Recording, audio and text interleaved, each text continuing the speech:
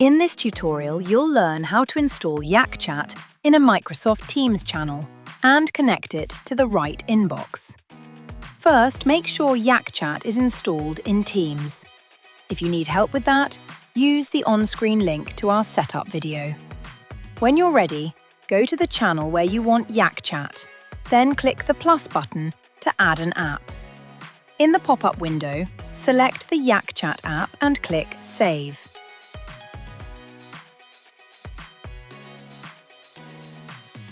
With the app added, connect it to a YakChat inbox. If you're assigned to only one inbox, it will be connected to the channel automatically. If you're assigned to multiple inboxes, post @YakChatConnect into the channel, and YakChat will send an adaptive card, so you can choose the right one. Select the inbox and click OK. Thanks for watching. For more YakChat tutorials and messaging insights, subscribe to stay connected.